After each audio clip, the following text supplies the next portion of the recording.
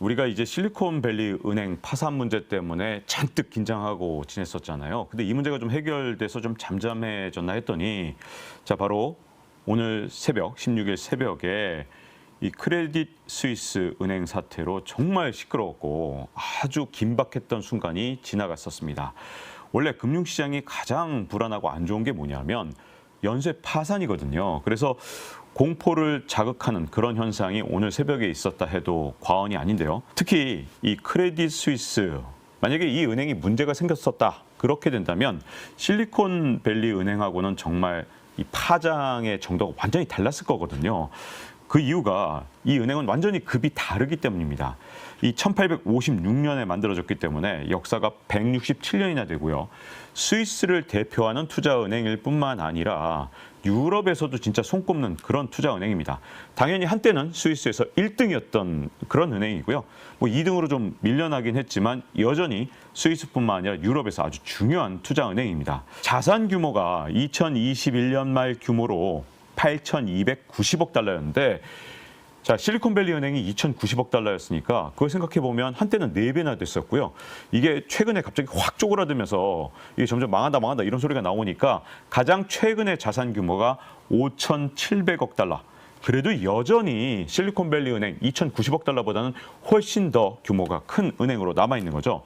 자, 이 자산 규모보다 훨씬 더 무서운 부분이 있는데 이 실리콘밸리 은행 같은 경우는 그래도 그냥 단순 영업이나 하는 그런 은행이라고 좀 보시면 되는데 이 크레딧 스위스 같은 경우는 진짜 온갖 파생 상품 투자라든가 이런 것들로 연결이 돼 있어서 유럽의 모든 이런 글로벌 은행들하고 파생 상품을 주고받으면서 복잡하게 연결돼 있습니다. 그래서 크레딧 스위스에 문제가 생기면 마치 리먼처럼 다른 은행들까지 싹 다 어렵게 만들 수 있는 만큼 굉장히 중요한 은행이 크레딧 스위스라고 할 수 있죠. 실리콘밸리 은행 사태가 터졌을 때 이 박종훈의 경제막 라이브에서 뭐라 그랬죠? 제가 리만하고는 완전히 다르다. 급도 다르고 이건 완전히 생각을 다르게 해야 된다라고 말씀을 드렸지만 크레딧 스위스는 사실 리만과 같은 급 또는 오히려 과거의 규모를 생각하면 더 큰 급이다. 이렇게 말할 수도 있습니다.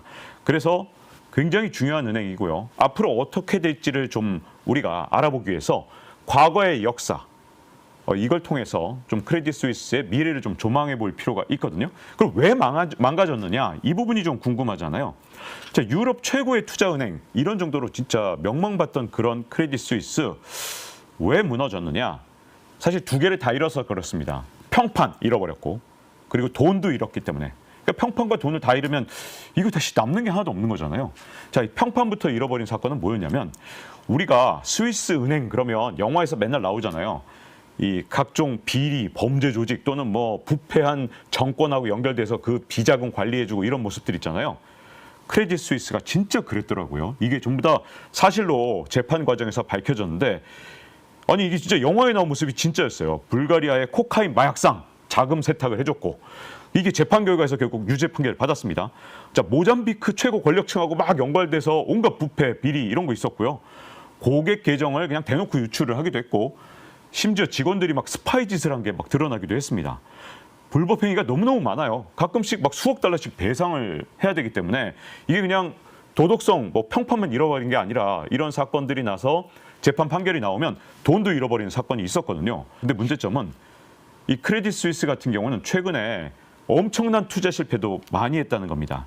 대표적으로 빌 황이라는 분이 있는데 우리 한국계 미국인이거든요. 이 빌 황이 아케고스 캐피탈이라는 곳을 설립을 했고 글로벌 투자 은행들을 끌어들여서 크레딧 스위스 같은 데도 막 끌어들여서 야 투자해라 나한테 투자하면 돈 많이 벌어줄게 돈 갚을게 이런 식으로 이 크레딧 스위스를 끌어들였어요. 그러니까 크레딧 스위스는 이제 수수료나 이런 거 좀 바라보면서 빌황한테 투자를 많이 한 겁니다.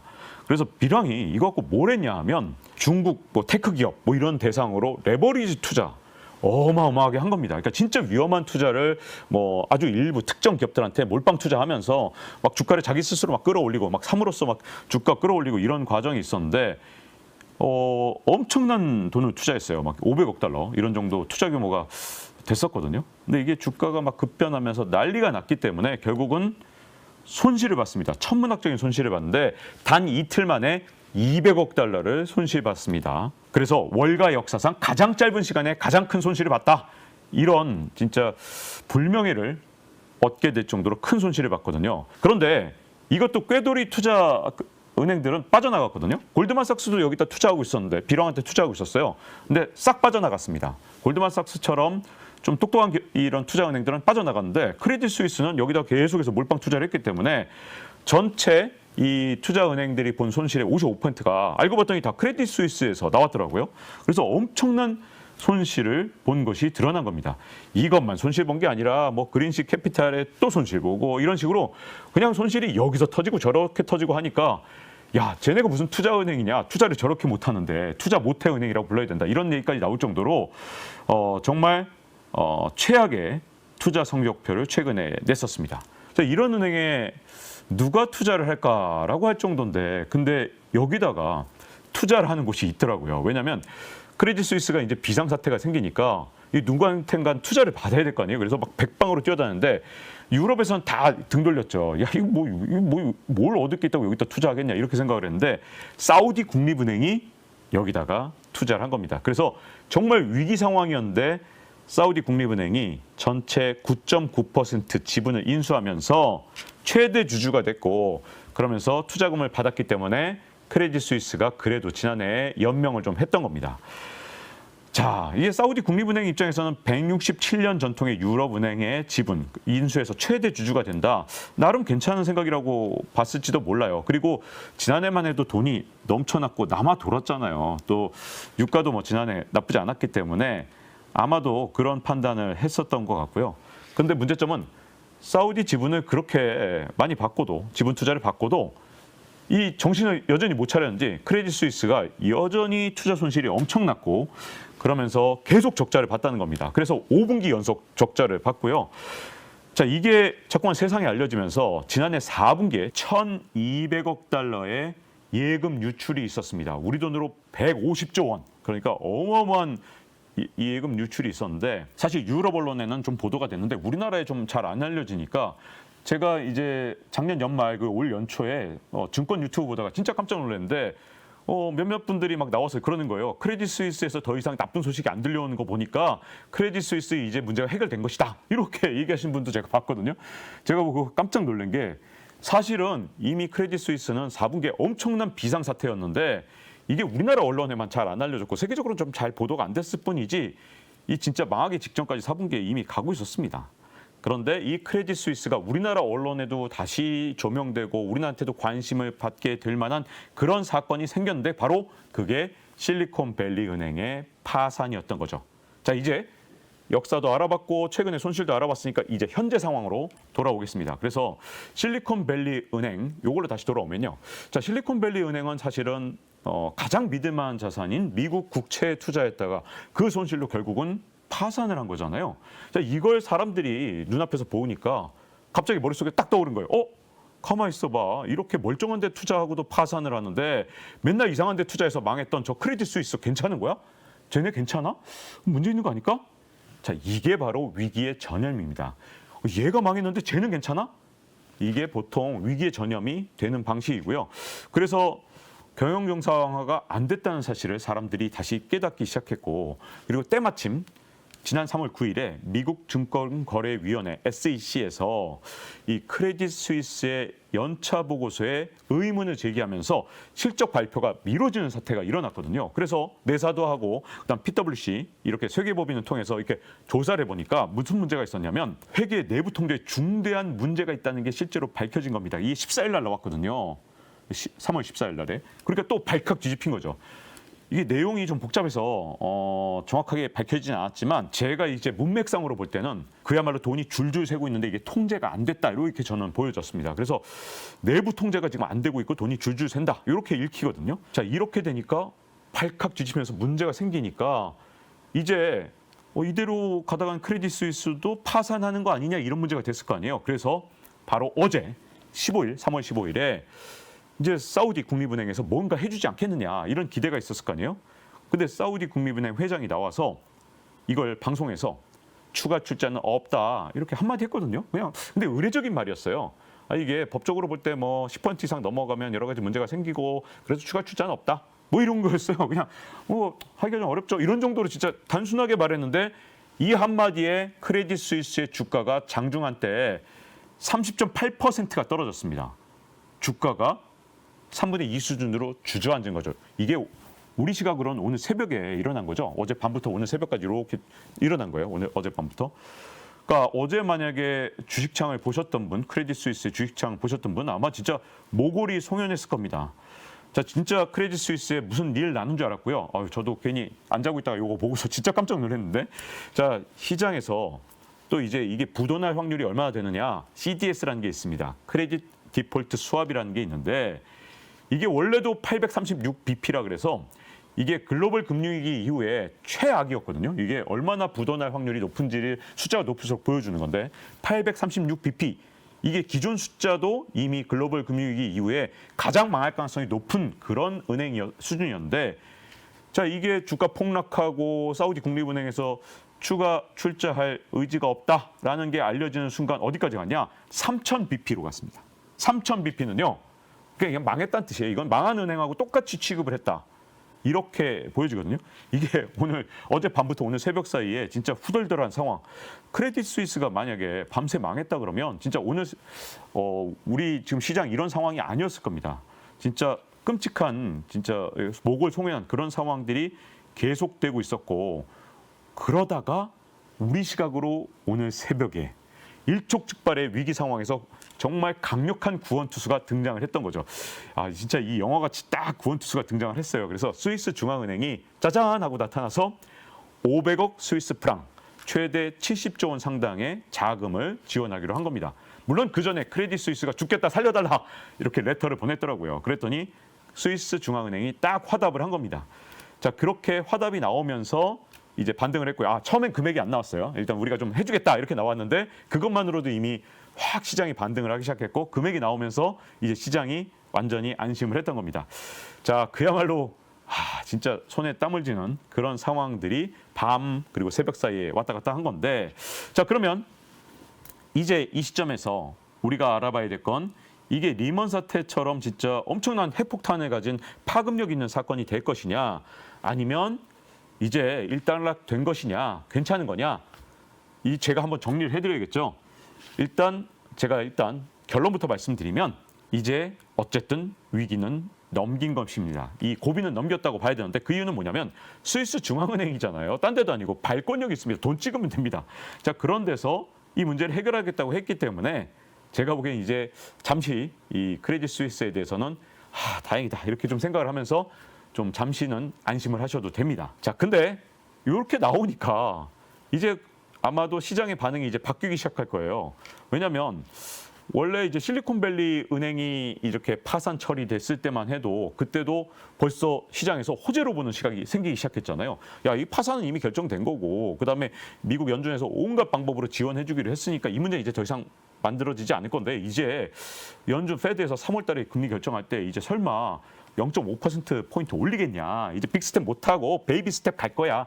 이것만으로도 시장에 엄청나게 약간 이걸 호신호로 보는 이런 시각들이 늘어났었죠. 근데 여기다가 그 몸집이 훨씬 더 큰 심지어 리만하고 거의 몸집이 똑같은 이 스위스의 바로 대표 은행인 크레딧 스위스에 문제가 생겼다. 근데 어쨌든 이게 위기는 봉합이 됐어. 자, 그러면 이제는 야, 이거 베이비 스텝도 못하는 거 아니야? 벌써 시각이 바뀌었습니다. 그래서 지금은 금리를 동결하거나 베이비 스텝을 할 것이다라는 시각이 거의 동일해졌어요. 이제 금리를 못 올릴 것이라는 시각도 굉장히 높아졌습니다. 여기서 그치지 않더라고요. 사람들이 이제 자꾸 이렇게 여유가 생기면 탐욕을 갖게 되더라고요. 그래서 야, 이제 피봇한다. 즉 금리를 이제 낮춘다. 언제? 6월이 되면 낮출 거다. 이런 정말 이제 뭐 탐욕이 섞인 이런 시각까지 나오고 있습니다. 아마 저는 내일쯤 되면 증권 유튜브, 주식 유튜브에서 이제 봐라, 지금까지 금리를 높여서 이렇게 세상이 망가졌는데 이 문제가 됐던 금리 이제 낮추게 되면 곧 낮출 거다. 그런데 그렇게 되면 늦기 전에 빨리 투자해야 된다. 이러면서 투자를 등 떠미는 증권 유튜브가 내일 엄청 등장할 것이다. 저는 이렇게 보고 있거든요. 자, 왜 그렇게 생각하느냐? 저는 역사가 좀 패턴이 비슷하게 반복될 때가 굉장히 많다고 보는데 제가 2008년 글로벌 금융위기 때 취재했던 그런 사건하고 굉장히 비슷하기 때문입니다. 사실 저는요. 이번 사건이 크레딧 스위스 사건이 2008년 3월에 일어났던 베어 스턴스 사태와 굉장히 비슷하다고 봅니다. 거의 데칼코마니처럼 비슷하게 닮아 있어요. 심지어 몇 월에 일어났느냐도 비슷합니다. 지금 3월이잖아요. 그때도 2008년 3월이었습니다.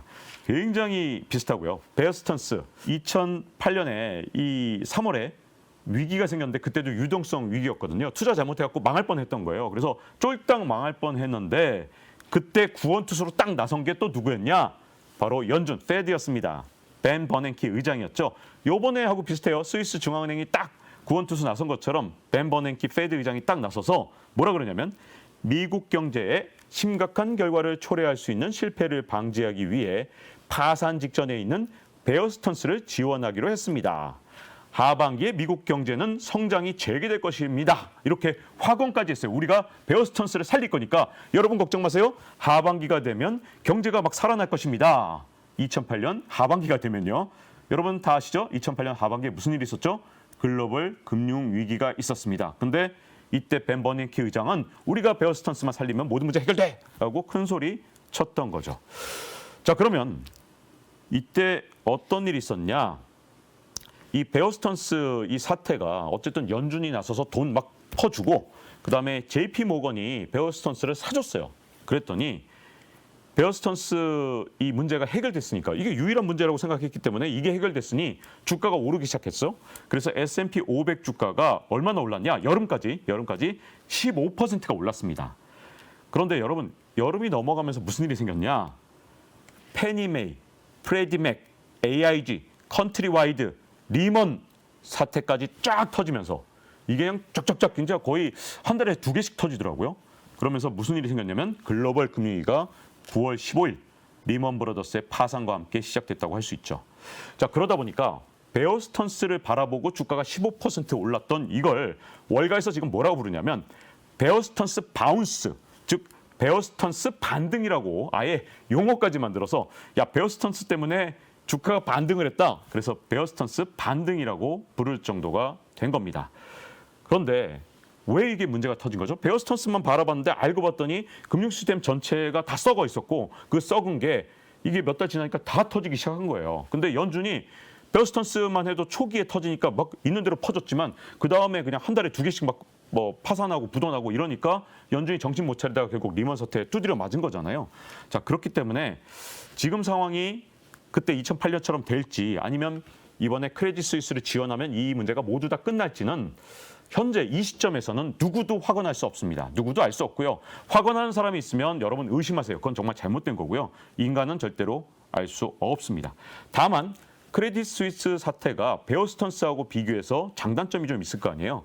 근데 베어 스턴스 바운스 때와 비교할 때 조금 더 상황이 안 좋기 때문에 이 부분들을 좀 주의해야 되는데 첫 번째, 자, 베어 스턴스를 도왔던 건 누구죠? 바로 연준 페드.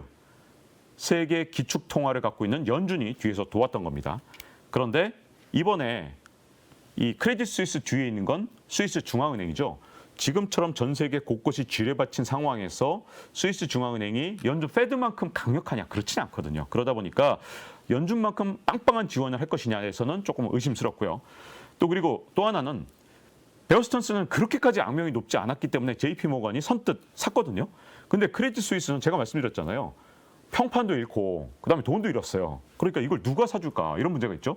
또 하나 문제점은 이렇게 아무도 안 사주고 자꾸만 시간이 가면 예금을 자꾸만 찾아갈 거 아니에요.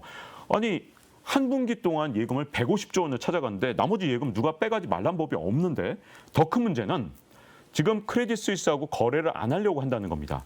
BNP 파리바 아주 대표적인 유럽의 또 투자은행이죠. 여기는요 아예 나 크레딧 스위스랑은 파생상품 거래 안 해. 선언해버렸어요. 그러면 크레딧 스위스가 자꾸 다른 은행하고 거래하면서 돈을 벌어야 되는데 다른 은행들한테 왕따를 당하면 돈 벌 기회가 점점 줄어들겠죠. 그러니까 누군가 자꾸 사줘서 이 브랜드를 바꿔버려야 되는데 근데 문제점은 야 이거 악명을 떨치는 이 회사를 누가 사줄까? 저는 아직은 잘 모르겠거든요. 누가 위험을 감수할 것인가? 이런 문제가 있고요. 자, 실리콘밸리 은행이 또 망할 줄 아무도 몰랐던 것처럼 앞으로 2008년처럼 어떤 은행이 망할지 모르는 그런 상황은 여전히 지뢰밭은 계속될 것 같고요. 여기에다가 또 하나는 2008년하고 다르게 인플레이션이 일어나고 있다는 겁니다.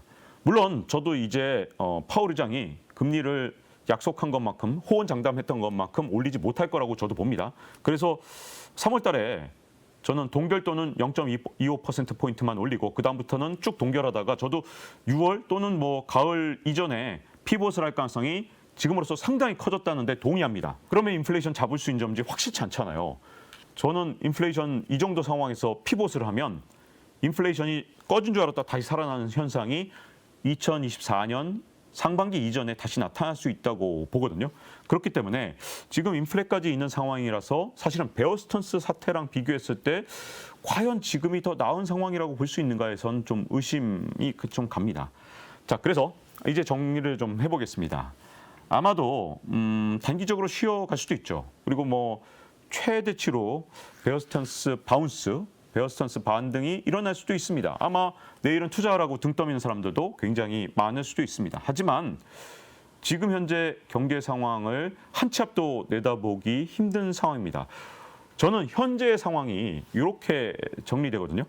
자라보고 놀란 가슴, 이 소뚜껑 보고 놀라는 시대, 이 시대라고 지금 현재 생각을 합니다. 그 얘기는 무슨 말이냐면 실리콘밸리 은행이 파산하는 걸 보고 그래서 얘는 튼튼한데 투자했는데 저렇게 망하네? 쟤는 이런 상황이라는 거죠. 그래서 지금 돌발 사태가 어디서 일어날지 모르는 상태가 한동안 계속될 수밖에 없고요. 금리를 한참 낮춘 다음에 조금 가면 그다음부터는 이런 사태가 좀 끝납니다. 근데 금리를 낮추기 시작했다고 이 사태가 다 끝나는 게 아니에요. 피복과 동시에 이 문제가 해결되는 게 아니라 금리를 상당히 낮춘 다음에 조금 시간이 지나야 이 문제가 해결되거든요. 그렇기 때문에 그때까지는 사실 미래를 확정적으로 보고 세상을 바라보는 건 조금 위험하다고 봅니다. 그래서 2008년 글로벌 금융위기 때처럼 흘러갈 가능성을 여전히 제가 보기엔 절반 정도는 봐야 되고요. 이걸로 크레딧 스위스 문제가 해결되고 더 이상의 다른 은행들이 파산하거나 부도나지 않을 확률 50대 50은 적어도 봐야 되고 위험성을 절반은 봐야 되는 그런 상황이라고 보고요. 그런 기반 하에 투자 포트폴리오를 짜던가 아니면 또는 이 단기 투자, 예를 들어 대폭락을 하면 항상 데드캣 바운스가 있으니까 대세 하락장에도 이런 단기 투자를 할 자신이 있다면 단기 투자를 하거나 아니면 철저하게 폭락장이나 아니면 뭐 대세 하락장에도 버틸 수 있는 좀 정밀한 포트폴리오를 만든 투자가 지금은 조금 더 현명하지 않을까. 무조건 상승만 바라보고, 그러니까 저 5대5로 본다 그랬잖아요. 근데 무조건 상승만 바라보고 그냥 무조건 올인 투자를 한다든가, 이 밝은 면만 보는 거 있잖아요. 야, 이제 뭐 망할 은행들 다 정리하고 이제 말이야 금리 인하만 남았어, 피복만 남았어. 이런 식으로 그냥 무작정 긍정적으로 보기에는 지금은 아직은 지뢰밭에 밑에 뭐가 남아있는지 아직 모른다. 이 상황이라고 보여지고요. 사실 미국 국채 그 안전한 투자를 했는데도 실리콘밸리 은행이 파산을 한 거 보면 현재 어디서 무슨 문제가 생길지는 올 연말까지는 제가 보기에는 조금 오픈 마인드, 좀 열린 마음으로 좀 바라봐야 될 것 같습니다. 자, 이제 박종훈의 경제한방 라이브 마칠 시간이 됐고요. 아마 궁금하신 것들 굉장히 많을 것 같아요. 그래서 제가 체력이 되는 한 지금 이제 앞으로 어떻게 이제 연준에서 금리 정책을 쓸 것이고 그리고 또 그게 인플레이션에 향후 어떻게 영향을 미칠지 이런 부분들 아마 궁금하신 게 많을 텐데요. 여력이 되는 한 제가 다음 주에도 최대한 박종훈의 경제한방 라이브를 열 수 있도록 노력하겠습니다. 이렇게 애청해 주셔서 정말 감사드리고요. 다음 시간에 뵙도록 하겠습니다. 감사합니다.